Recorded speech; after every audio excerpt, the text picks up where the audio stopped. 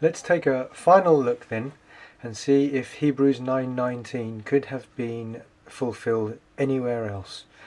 My suggestion is that Hebrews 9:19 was fulfilled on the cross, and that can be seen in this discovery when Ron Wyatt says he discovered the blood and water of Jesus above the tables of stone on the mercy seat of the Ark of the Covenant.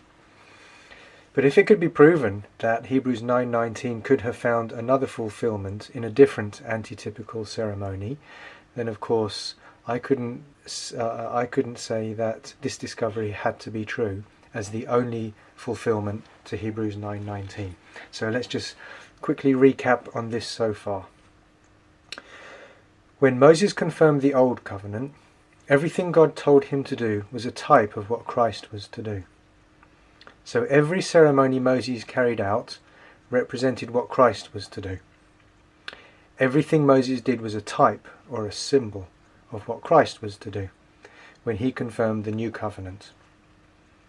The confirmation of the Old Covenant by Moses was a type of the confirmation of the New Covenant by Christ. Moses sprinkled blood and water above the law in order to confirm the Old Covenant, so Christ had to sprinkle his blood and water above the law in order to confirm the New Covenant. In fact, it's more accurate to say Moses sprinkled blood and water above the law to confirm it was part of the Old Covenant, and thus Christ sprinkled his blood and water above the law to prove it was part of the New Covenant. So actually, as Adventists, what would we do if this discovery wasn't true and Jesus didn't confirm the Ten Commandments as part of the New Covenant?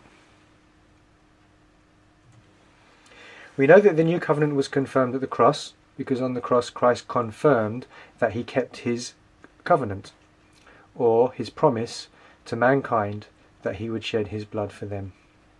So it was on the cross that Christ had to fulfill Hebrews 9:19 and sprinkle his blood and water above the law. And beyond all coincidence, the only place that blood and water shows up in the New Testament is on the cross, exactly where it's required to fulfill Hebrews 9:19. So, can we find an alternative fulfillment to Hebrews 9:19 anywhere else in the Bible? We need blood and water in order to fulfill Hebrews 9:19, and the only time blood and water are mentioned together in the New Testament is on the cross. So the only place in the whole Bible that we could possibly find the antitype to Hebrews 9:19 is on the cross. This fits perfectly with the theology, because it was only on the cross that Christ confirmed the New Covenant. So in other words, blood and water shows up exactly where and when you need it in the New Testament. So it was on the cross that Jesus needed that blood and water to confirm the covenant in the same way that Moses did, by sprinkling it above the law. Actually, Jesus had to sprinkle his blood and water above the law in order to confirm the New Covenant. The New Covenant could not have been confirmed unless Christ's blood and water was sprinkled above the law at Calvary, because Jesus had to fulfill Hebrews 9:19. The dedication of the sanctuary. Now, this is a different ceremony altogether. Some may claim that Hebrews 9:19 was fulfilled in heaven, upon the heavenly ark, but that's impossible. For one, you need blood and water in order to fulfill Hebrews 9:19, and blood and water was never offered upon the heavenly ark, not at the dedication of the sanctuary, and not on the antitypical Day of Atonement 1844 and onwards. Those are the only two ceremonies when anything was offered upon the Ark of the Covenant in heaven. Carrying on, also Hebrews 9:19 was the confirmation of the Old Covenant, so we can only find its fulfillment in the confirmation of the New Covenant, and the covenant was confirmed on the cross, not in heaven. There was never any ceremony carried out in heaven that confirmed the New Covenant. The New Covenant was only confirmed on the cross. Thus, the blood and water of Christ had to be sprinkled above the law on the cross, and so the antitype cannot be found in any heavenly ceremony. By the time Jesus died and ascended to heaven, the New Covenant had already been confirmed. So if he had started to confirm it in heaven, he was too late. Again, the only time anything was offered on the heavenly ark was at the dedication of the heavenly sanctuary, if that even happened, and the antitypical Day of Atonement. But neither of these are the antitype to the confirmation of the covenant, and neither of these ceremonies include the sprinkling of blood and water. So, I'm suggesting that the blood and water of Christ on the mercy seat of the Ark of the Covenant on earth is the antitype to Hebrews 9:19. In other words, I'm suggesting that this discovery by the late Ron Wyatt is the antitype to Hebrews 9:19. I'm sure of this because there is no other possible antitype to Hebrews 9:19 in the entire Bible. And do you remember earlier we said that biblical proof supersedes physical proof? And in the absence of all physical evidence on this discovery, I still believe it because of this reason. Because there is no other possible antitype to Hebrews 9:19 in the entire Bible. I therefore see this as proof that this discovery is true, as without it, God forgot to fulfill Hebrews 9:19. So if one wanted to try to discredit this discovery and discredit this line of reasoning, all they would need to do is prove a different antitype to Hebrews 9:19, an alternative antitype in other words. So some suggest that the dedication of the heavenly sanctuary was the antitype to Hebrews 9:19. But the dedication of the heavenly sanctuary finds its type in the dedication of the earthly sanctuary, not the confirmation of the covenant. These are two separate and distinct ceremonies.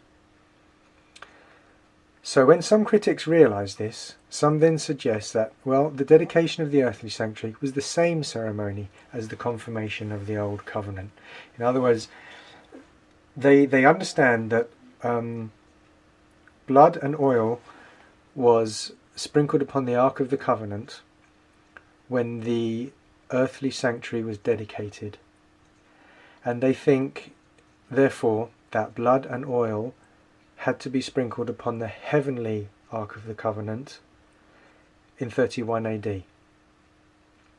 And so they say, well, as there was a sprinkling above the law just after the cross, that could be the antitype to Hebrews 9:19. But of course, as we've said, it wasn't blood and water that was used, it was blood and oil, so that doesn't match.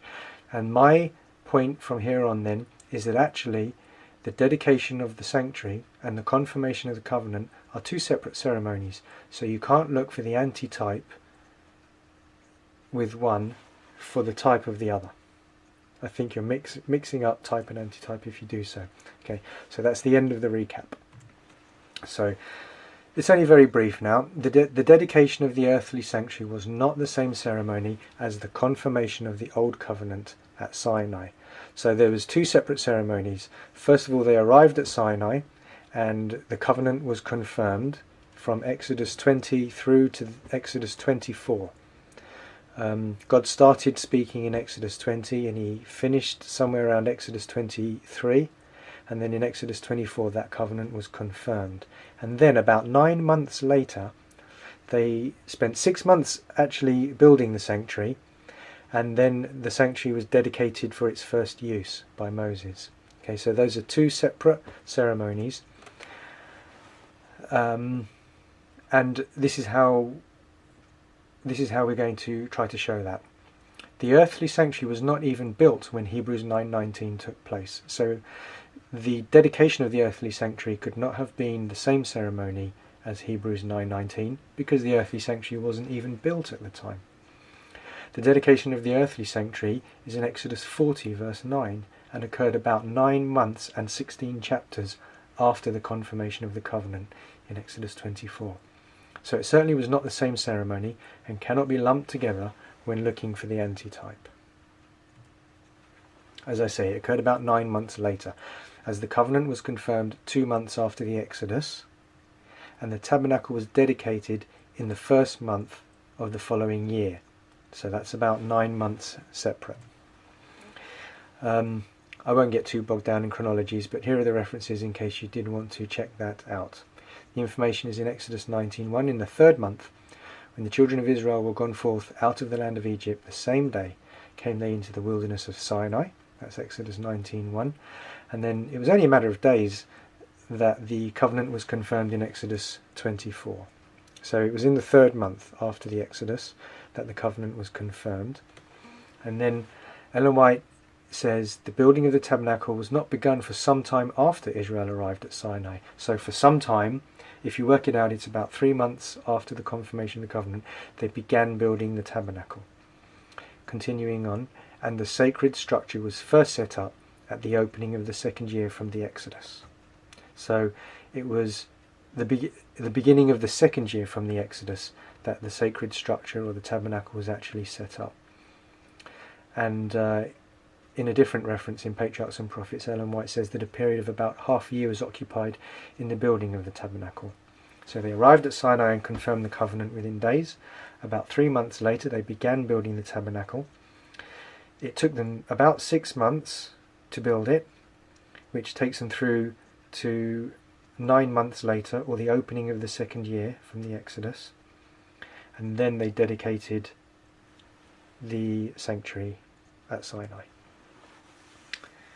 Exodus 42, on the 1st day of the month thou shalt set up the tabernacle of the tent of the congregation, and thou shalt put therein the ark of the testimony. So it was the 1st day of the 1st month in the 2nd year since the Exodus that the tabernacle was raised up. It says that also in Exodus 40 verse 17, and it says that in Numbers 7:1 it says, on that same day, the 1st day of the 1st month of the 2nd year from the Exodus, it says that Moses had fully set up the tabernacle and had anointed it, which is the dedication of the sanctuary.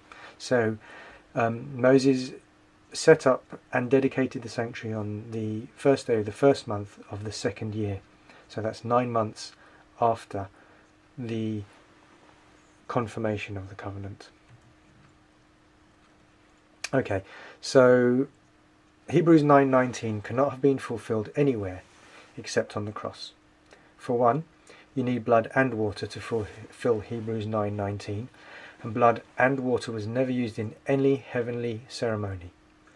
Blood and water only appears at the cross throughout the entire New Testament, and way beyond coincidence, it was on the cross that Jesus needed that blood and water to sprinkle it above the tables of the law, because on the cross he had to fulfill Exodus 24 and Hebrews 9:19, and on the cross he confirmed the covenant. And thirdly, the dedication of the heavenly sanctuary is the only antitypical ceremony where anything was sprinkled on the ark and it was the wrong ceremony. Again, the dedication of the heavenly sanctuary finds its type in the dedication of the earthly sanctuary, not Hebrews 9:19, the confirmation of the covenant. Now, just by way of example that these are two separate ceremonies, let's say a couple who are engaged, when they get engaged they throw a party, they have an engagement party, and then 9 months later they have their wedding party or their wedding ceremony. Okay, those are two separate and distinct, I'm going to call them ceremonies. I know a party isn't a ceremony, but even so, if you get engaged and throw a party and then you go about your business for 9 months, you eat, you sleep, you work, and 9 months later you have that wedding ceremony, those are two separate ceremonies.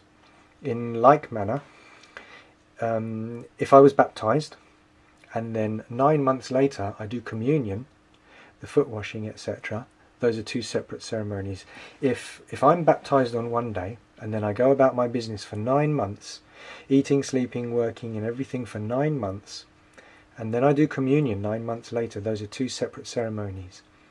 Now, even though they're very closely linked in meaning, baptism and communion, or an engagement party and a wedding ceremony, they're closely linked, but they're still very separate ceremonies.